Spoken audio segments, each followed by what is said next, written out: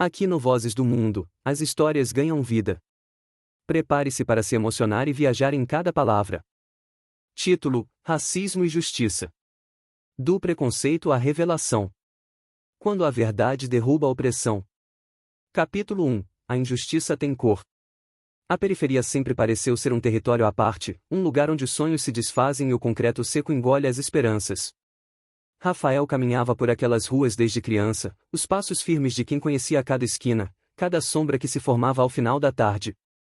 Mas naquela tarde, enquanto o céu se tingia de um cinza opressor, algo estava prestes a romper a tênue linha de segurança que ele, com tanta dificuldade, mantinha. O jovem Rafael era tudo que sua mãe, Ana, tinha. Cabelos negros e encaracolados, pele escura que refletia sua herança e seus olhos, os olhos de Rafael, traziam ainda a inocência de quem não havia sido completamente esmagado pela brutalidade do mundo. Ana sempre dizia, cabeça erguida, meu filho. Não se abaixa para ninguém. E ele obedecia. Caminhava, peito estufado, como um rei num trono imaginário, mesmo quando a cidade tentava lembrá-lo, com seus olhares de desdém, que sua cor de pele lhe impunha barreiras invisíveis. Naquela tarde, Rafael decidiu cortar caminho por um bairro que não lhe pertencia. Era um bairro rico, de casas grandes e muros altos. Não era um território perigoso, mas para um menino negro como ele, parecia uma terra proibida. Ele sabia que não era bem-vindo ali, mas o compromisso o apressava. O relógio não esperava por ninguém, muito menos por um garoto da periferia. Foi então que aconteceu. O carro da polícia se aproximou devagar, como uma serpente que observa sua presa. Dentro, 3 policiais brancos e cansados de um mundo que, para eles, já havia perdido a graça. Eles o avistaram e, sem trocarem uma palavra, decidiram que Rafael era a diversão que aquela tarde pálida exigia. Ei, moleque! Gritou um deles, já descendo do carro. Os outros seguiram. Rafael hesitou. Seus passos ficaram mais lentos, quase parando. Não era a primeira vez que sentia o peso da desconfiança naquelas ruas, mas havia algo diferente naquele dia, algo que fazia sua pele arrepiar sob o uniforme escolar. Que tá fazendo por aqui? Perguntou o segundo policial, mais jovem, mas com a mesma frieza no olhar. Eles se aproximaram rápido, como cães em volta da caça. Rafael respirou fundo e tentou explicar. Ele estava apenas de passagem, o atalho mais curto para chegar a tempo ao compromisso. Não era nada demais. Nada demais, ele repetia para si, tentando acalmar o coração que batia rápido demais. Mas aqueles homens não queriam explicações. Eles já tinham decidido o destino daquele encontro. Documento, exigiu o terceiro, o mais velho. Havia algo de cruel nos seus olhos, algo que Rafael sentiu na alma. O menino, de mãos trêmulas, tentou pegar a carteira, mas seus gestos foram mal interpretados. Antes que pudesse fazer qualquer movimento, foi empurrado contra o muro mais próximo com uma brutalidade desnecessária. O impacto fez perder o ar por um segundo, mas o que mais doía não era o corpo, era a humilhação. Eles nem sabiam quem ele era, e já o tratavam como se fosse menos que nada. Ah, moleque metido, pensa que pode andar por aqui? Disse o primeiro policial, enquanto o revistava com mãos duras e impiedosas. Rafael tentou falar, explicar mais uma vez, mas sua voz se perdeu no vento. Suas palavras eram pedras jogadas num poço sem fundo. Os policiais riam entre si, como se aquilo fosse um jogo, uma diversão barata. Cada risada era uma facada nas costas de Rafael, cada piada sussurrada uma confirmação de que ele não tinha valor algum naquelas ruas. O tempo pareceu parar. Os segundos se transformaram em minutos eternos, e Rafael, com o rosto virado contra o muro, sentia o calor da vergonha queimar sua pele. Ele, que nunca havia feito nada de errado, era tratado como criminoso, como se sua existência fosse um erro. Quando finalmente o soltaram, foi como se o chão sob seus pés tivesse sumido. Eles o mandaram embora com desprezo, como quem se livra de um fardo. Rafael, com a dignidade estilhaçada, correu. Correu sem olhar para trás, sem entender o que havia acabado de acontecer. A dor em seu peito não era física, mas uma ferida invisível que crescia cada vez mais. Ele sabia que, de algum modo, aquele momento o mudaria para sempre.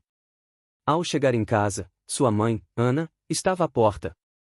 O olhar dela, sempre atento, captou de imediato o sofrimento no rosto do filho. Mas Rafael, ainda tentando processar a humilhação, hesitou em contar.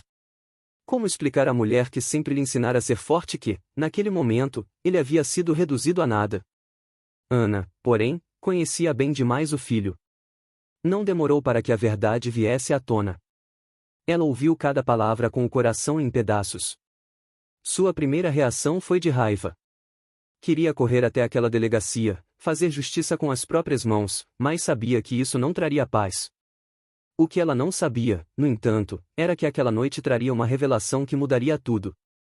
Enquanto Rafael tentava se recompor no pequeno quarto, em outra parte da cidade, seu pai, Carlos, estava em uma reunião importante. Há anos distante da família, sua presença física era substituída apenas por histórias que Ana contava. Rafael sabia pouco sobre ele, além de que trabalhava como policial em outra cidade. Mas naquela noite, Carlos estava prestes a assumir um novo cargo, o de chefe da polícia local. Um homem negro em posição de poder, determinado a mudar o sistema por dentro, a combater a discriminação e a violência que tanto atormentavam sua comunidade. O destino, irônico como sempre, preparava o terreno para um reencontro que seria muito mais do que familiar. Capítulo 2 – A herança do silêncio. O silêncio de Rafael pesava tanto quanto a injustiça que ele havia sofrido. O pequeno quarto, antes refúgio para seus pensamentos juvenis, agora se tornava uma cela, um lugar onde ele revivia a cena com os policiais repetidamente, como um pesadelo incessante. Cada vez que fechava os olhos, sentia as mãos ásperas empurrando-o contra a parede, ouvia as risadas cruéis, o desprezo, o ódio sem justificativa. Ana, sua mãe, caminhava pela casa com passos pesados. Não havia como ignorar o que estava acontecendo com seu filho. Desde o dia em que ele lhe contará o ocorrido, ela não conseguia dormir. Como mãe, sentia a dor de Rafael como sua. Cada lágrima não derramada por ele era uma que ela queria derramar por ambos. Mas sabia que não podia. Rafael não precisava de mais tristeza, ele precisava de força. E ela faria de tudo para ser essa força. Naquela noite, a angústia de Ana finalmente se transformou em ação. Ela não podia mais ficar parada enquanto o filho se fechava em seu sofrimento. Decidiu que era hora de fazer uma ligação que evitava há muito tempo. O nome dele era Carlos, o pai de Rafael. Ele estava há anos distante, fisicamente e emocionalmente, mas sempre esteve presente em seus pensamentos. Mesmo com a separação, mesmo com a distância, ele ainda era uma figura importante, não só para ela, mas para o próprio Rafael. Com o telefone nas mãos, Ana hesitou por um momento. Lembrava-se da última vez que havia falado com Carlos. Anos atrás, ele havia dito que precisava sair da cidade para um novo trabalho. Eles se separaram por motivos que agora pareciam irrelevantes diante do que estava acontecendo com seu filho. O tom de voz dele naquela ocasião ainda ecoava em sua memória, sério, distante, como se já pertencesse a outro mundo, um mundo onde ela e Rafael não faziam parte. Finalmente, discou o número. Carlos atendeu no segundo toque, sua voz carregada com a formalidade que o cargo exigia, mas ao mesmo tempo havia algo familiar ali, um calor distante, mas reconhecível. Carlos, sou eu, Ana, começou, a voz dela tremendo. Preciso falar sobre o Rafael. Do outro lado da linha, houve uma pausa longa, como se Carlos estivesse tentando se reconectar com a realidade da qual havia se afastado. O que houve com ele? A voz dele agora estava mais tensa, mais alerta. Ana contou tudo, cada detalhe. As palavras saíam rápidas, entrecortadas por raiva e dor. Quando terminou, o silêncio que seguiu foi quase insuportável. Carlos parecia absorver tudo, processar cada pedaço da humilhação que seu filho havia passado. Eu não sabia, disse ele, sua voz mais suave agora, mais carregada de um peso que Ana conhecia bem. Não, você não sabia, respondeu Ana, com uma mistura de mágoa e resignação. Mas agora sabe. O que vai fazer? Carlos ficou em silêncio por mais alguns segundos. Ana sabia que ele estava considerando suas opções. Ela sempre soube que, apesar de tudo, Carlos era um homem íntegro, um homem que acreditava na justiça. Era uma das coisas que mais havia admirado nele. Mas também sabia que o mundo em que ele vivia, o sistema do qual ele fazia parte, não era simples. Vou para aí. Amanhã. As palavras dele foram diretas, como um veredito. Na manhã seguinte, Rafael acordou com o barulho de um carro estacionando em frente à sua casa. Ele não sabia que estava prestes a ver seu pai pela primeira vez em anos. Quando Carlos saiu do carro, sua figura era imponente, mais diferente do que Rafael lembrava das histórias que sua mãe contava. O homem que estava ali, diante dele, parecia uma mistura de autoridade e vulnerabilidade. Ana saiu primeiro para cumprimentá-lo. Havia algo de tenso no ar, uma energia estranha entre os dois. Rafael observava de longe, sem saber como reagir. Sua mãe lhe dissera na noite anterior que seu pai viria, mas nada podia prepará-lo para o que estava sentindo naquele momento. Carlos se aproximou de Rafael, olhando-o nos olhos. Havia um misto de orgulho e culpa naqueles olhos. Orgulho de ver o homem que seu filho estava se tornando, e culpa por ter estado ausente durante tanto tempo. Ele estendeu a mão para o filho, mas Rafael hesitou. O gesto parecia formal demais, distante, e a distância entre eles era maior do que apenas física. Rafael, soube o que aconteceu. Vamos resolver isso juntos. Carlos disse, sua voz firme, mas com uma tentativa de se conectar. Rafael, ainda cheio de ressentimento pela ausência do pai, mal conseguia acreditar que aquilo estava realmente acontecendo. No fundo, ele sempre sonhara com o retorno do pai, mas não daquele jeito, não sob aquelas circunstâncias.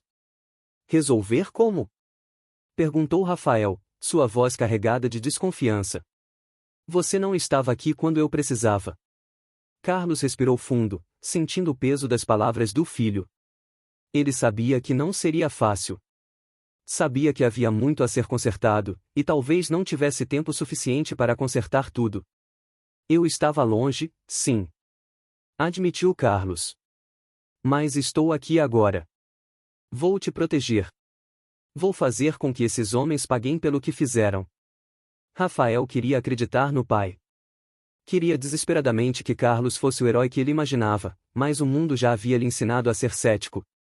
Ele olhou para Ana, que observava a interação com os olhos cheios de preocupação.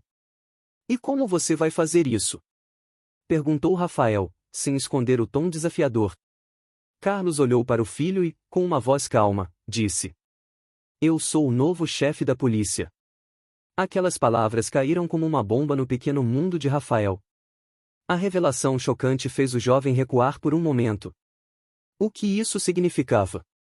O homem que ele mal conhecia, que estivera ausente por tantos anos, agora era a figura mais poderosa dentro do sistema que o havia oprimido. O quê? Rafael sussurrou, quase sem acreditar. Carlos assentiu. Ele sabia o que aquilo significava para o filho. Sabia que, em muitos aspectos, seu novo cargo poderia ser visto como uma traição, como se ele estivesse do lado oposto do conflito. Mas Carlos não o via dessa forma. Para ele, era uma oportunidade de mudar o sistema de dentro para fora, de usar sua posição para garantir que outros meninos como Rafael não passassem pelo que ele havia passado. Eu não sabia que você, Rafael começou a dizer, mas sua voz falhou. Carlos se aproximou lentamente, tentando reduzir a distância emocional entre eles. Agora você sabe. Carlos respondeu suavemente. E eu prometo, Rafael, que vamos lutar contra isso juntos. A promessa de Carlos parecia verdadeira, mas havia uma tensão no ar, um mal-estar que pairava sobre eles. O sistema ao qual Carlos agora pertencia era o mesmo que havia humilhado seu filho. A luta que ele prometia travar seria contra seus próprios colegas, contra uma instituição que historicamente sempre esteve do lado errado. Ana, observando tudo de perto, sentia um misto de esperança e medo. Esperança de que Carlos pudesse realmente fazer a diferença, e medo de que a luta fosse grande demais até mesmo para ele. Nós vamos à delegacia. Disse Carlos, com a determinação de quem já havia tomado sua decisão. Você vai denunciar esses policiais, Rafael. Eles precisam responder por isso. Rafael hesitou. A ideia de confrontar novamente aqueles homens, de reviver toda a humilhação, o apavorava. Mas, ao olhar nos olhos do pai, ele viu algo que nunca tinha visto antes, um aliado. Tudo bem. Rafael concordou, ainda nervoso, mas agora com uma chama de esperança acesa dentro de si. Juntos, pai e filho, acompanhados de Ana, partiram para a delegacia. No caminho, Rafael sentia o coração bater mais rápido do que nunca. Ele sabia que o que estavam prestes a fazer não seria fácil. Denunciar policiais, especialmente quando se é jovem e negro, sempre vinha com consequências. Mas dessa vez, ele não estava sozinho. Na delegacia, Carlos usou sua posição para garantir que a denúncia fosse feita corretamente. O ambiente estava tenso. Alguns dos colegas de Carlos, ao verem quem ele trazia consigo, lançavam olhares desconfiados. Não sabiam ainda o que estava acontecendo, mas logo descobririam que o chefe da polícia não estava ali para proteger os seus, mas para garantir justiça para seu próprio sangue. Quando Rafael finalmente relatou tudo o que havia acontecido, os rostos ao redor mudaram. Os policiais que haviam humilhado Rafael foram convocados. Não sabiam que o garoto que tinham maltratado era filho do novo chefe da polícia. Ao perceberem isso, o choque em seus rostos era visível. O sistema, que tantas vezes protegera os opressores, agora estava sendo forçado a se curvar à justiça. Mas, para Rafael, o mais importante não era apenas o que estava acontecendo naquela delegacia. Era a presença de seu pai, lutando ao seu lado, que finalmente dava sentido ao que sua mãe sempre lhe dizia: cabeça erguida, meu filho. Capítulo 3 – O preço da verdade. A delegacia estava tomada por um silêncio tenso, interrompido apenas pelos passos ecoantes e sussurros de policiais que ainda tentavam entender o que estava acontecendo.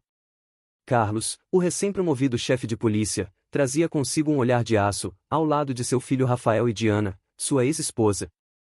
A revelação de que o menino negro humilhado era filho de seu superior sacudiu o ambiente de uma maneira que nenhum dos presentes esperava. Rafael observava tudo ao seu redor com uma mistura de medo e desconfiança. A frieza nos olhares dos policiais que ele nunca havia visto antes agora tinha outro significado. Eles não o viam mais apenas como um garoto da periferia, ele era agora o filho do chefe. Mas isso não o fazia sentir-se mais seguro, e sim o colocava no centro de uma tempestade. Sabia que a justiça não viria facilmente, e o que estava em jogo não era apenas o resultado de sua denúncia, mas também o próprio relacionamento que começava a construir com o pai. Carlos, por outro lado, enfrentava um dilema que pesava em seu coração. Seu compromisso com a justiça era inabalável, mas agora isso significava lutar contra um sistema que ele havia ajudado a construir. Ele sabia que, ao denunciar os policiais responsáveis pela humilhação de seu filho, estaria abrindo as portas para conflitos internos, traições e vinganças. No entanto, ele também sabia que não podia voltar atrás. O preço da verdade era alto, e ele estava disposto a pagá-lo. Os três aguardavam na sala de espera enquanto os trâmites formais eram organizados. O relógio na parede parecia marcar as horas mais devagar, aumentando a ansiedade de Rafael, que tentava controlar a respiração. Ele olhava de soslaio para o pai, tentando decifrar o que se passava na mente de Carlos, mas o semblante sério e fechado dele não revelava nada. Ana, por sua vez, mantinha-se firme, segurando discretamente a mão de Rafael, como se quisesse passar-lhe toda a força que ainda lhe restava. Logo, o delegado responsável entrou na sala. Era um homem de idade, com cabelos grisalhos e um ar de autoridade que fazia questão de demonstrar. Ele sabia quem Carlos era, sabia da sua reputação, e agora sabia também do que se tratava aquele encontro. Chefe Carlos, disse o delegado, com um leve aceno de cabeça, tentando esconder o desconforto. Gostaria de falar com o senhor em particular. Carlos trocou um olhar rápido com Ana e Rafael antes de se levantar e seguir o delegado até uma sala mais afastada. Rafael observou a porta se fechar e sentiu um frio na barriga. Sabia que o pai tinha a intenção de resolver tudo de forma justa, mas também sabia que a polícia, como instituição, não se movimentava com facilidade quando se tratava de expor suas falhas. Dentro da sala, o delegado ofereceu uma cadeira a Carlos, que recusou, preferindo ficar de pé. Havia uma tensão palpável no ar, e o delegado, ciente disso, começou com cautela. Carlos, eu entendo que isso seja uma situação delicada para você. Ele pausou, escolhendo as palavras com cuidado. E quero que saiba que temos todo o respeito pela sua família. Mas antes de seguir com qualquer denúncia, preciso que compreenda as implicações. Carlos cruzou os braços, a expressão séria e impassível. As implicações? Repetiu ele, o tom da voz frio como gelo. As únicas implicações aqui são a humilhação e a violência que meu filho sofreu nas mãos de policiais racistas. Se isso tem implicações para a instituição, então é ainda mais urgente que resolvamos. O delegado respirou fundo, claramente desconfortável com a franqueza de Carlos. Eu entendo, e concordo que a situação precisa ser tratada com seriedade. Mas estamos falando de policiais que servem conosco há anos. Ele fez uma pausa, procurando medir a reação de Carlos. Quero que você saiba que isso pode gerar uma crise interna, especialmente se o caso for a público. Carlos, que já esperava algum tipo de resistência, se aproximou da mesa, encarando o delegado com firmeza. Não me importa se isso vai gerar uma crise interna. A voz dele era baixa, mas carregada de uma intensidade que o delegado não podia ignorar. O que me importa é que meu filho foi humilhado e agredido. E se isso significa mexer nas entranhas desse sistema podre, então que assim seja. O delegado engoliu em seco. Sabia que Carlos não era um homem fácil de convencer, e agora enfrentava uma decisão difícil. Defender seus colegas ou permitir que a justiça prevalecesse. Faremos o que for necessário para investigar o caso, Carlos, disse o delegado, tentando manter um tom de conciliação. Mas você sabe que esses processos levam tempo. Precisamos reunir provas, ouvir os envolvidos. Carlos o interrompeu. Você tem o depoimento do meu filho. E tem os policiais envolvidos. Não precisa de mais nada para começar a agir. O delegado, sem mais argumentos, assentiu, percebendo que não havia mais espaço para manobras. Muito bem, começaremos com os depoimentos imediatamente. Ele se levantou, indicando que a conversa estava encerrada. Enquanto Carlos voltava à sala de espera, encontrou Rafael e Ana esperando ansiosamente. O semblante de Carlos ainda estava sério, mas agora havia uma determinação clara em seus olhos. Eles vão investigar, disse ele, sentando-se ao lado de Rafael. Rafael olhou para o pai, sentindo uma mistura de alívio e medo. Ele sabia que, por mais que a justiça estivesse sendo encaminhada, a batalha ainda estava longe de terminar. Nos dias que se seguiram, a vida de Rafael mudou de maneira drástica. A notícia de que ele era filho do novo chefe de polícia começou a se espalhar pela vizinhança, e logo chegou aos ouvidos dos policiais que o haviam humilhado. Eles não esperavam que o garoto que haviam tratado como um delinquente fosse filho de seu superior, e agora se viam em uma situação complicada. No entanto, para Rafael, essa nova realidade trazia uma sensação desconfortável. Ele não queria ser visto apenas como o filho do chefe. Queria que as pessoas o respeitassem pelo que ele era, não por quem seu pai era. Mas a verdade é que, na sociedade em que viviam, sua identidade estava inexoravelmente ligada a isso. Os policiais envolvidos no incidente começaram a ser investigados formalmente. Durante os interrogatórios, tentaram minimizar a situação, dizendo que a abordagem foi o procedimento padrão e que Rafael havia se comportado de forma suspeita. Mas os relatos de testemunhas começaram a surgir, e a verdade veio à tona. Carlos assistia de perto a cada passo do processo. Sabia que, apesar de estar no comando, não poderia intervir diretamente nas investigações. Isso seria visto como abuso de poder, e ele queria que a justiça fosse feita de maneira legítima. Mas isso não tornava as coisas mais fáceis. A cada novo detalhe que surgia sobre o que Rafael havia passado, sua raiva e frustração cresciam. Rafael, por sua vez, tentava seguir com sua vida, mas as marcas do incidente não desapareciam. Na escola, os colegas olhavam para ele de maneira diferente, alguns com respeito, outros com desdém. Ele sabia que muitos o enxergavam apenas como alguém privilegiado por causa da posição de seu pai. E, em casa, o clima era igualmente tenso. Apesar do esforço de Carlos em se reaproximar de Rafael, havia uma barreira emocional que ainda precisava ser derrubada. Certa noite, enquanto Carlos trabalhava até tarde em casa, revisando os relatórios do caso, Rafael se aproximou. O pai notou a presença do filho e, pela primeira vez em muito tempo, viu algo diferente nos olhos dele. Não era mais o garoto assustado que havia sido humilhado, mas alguém que começava a encontrar sua própria força. Pai, Rafael começou, hesitante, mas determinado. Eu queria te agradecer por estar aqui agora. Por lutar por mim. Carlos parou o que estava fazendo e olhou para o filho. Havia tanto que ele queria dizer, tantas desculpas, tantas explicações. Mas naquele momento, percebeu que o mais importante era estar presente. Sempre estarei aqui para você, Rafael, respondeu ele, com uma suavidade que Rafael não esperava. Eu errei por estar longe por tanto tempo, mas vou fazer o possível para compensar isso. Rafael assentiu, sentindo que, pela primeira vez, poderia confiar nessas palavras. No final das contas, a verdade foi exposta. Os policiais responsáveis pela humilhação de Rafael foram punidos, e o caso gerou um debate intenso sobre racismo e abuso de poder dentro da corporação.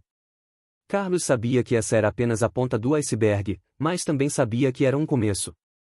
Rafael, agora mais consciente do mundo em que vivia, começou a entender que sua luta não havia acabado. Ele carregava consigo as cicatrizes de um sistema injusto, mas também a força de quem sobreviveu a ele. E, ao lado de seu pai, estava determinado a garantir que nenhum outro menino passasse pelo que ele passou. A justiça havia sido feita, mas o preço da verdade deixaria marcas permanentes em todos eles. A justiça havia sido feita, mas o preço da verdade deixaria marcas permanentes em todos eles. Enquanto as cicatrizes emocionais ainda estavam frescas, o tempo prometia revelar os impactos mais profundos da tragédia que havia se desenrolado. No entanto, o destino raramente concede descanso aos que enfrentam a crueldade do preconceito. Embora o nome do pai de Rafael tenha sido suficiente para expor a injustiça cometida, o eco de suas humilhações continuaria a reverberar pela cidade e em seus corações. Agora, com as feridas ainda abertas, todos se encontravam diante de um novo capítulo, em que a verdade, por mais dura que fosse, abriria caminho para novas batalhas.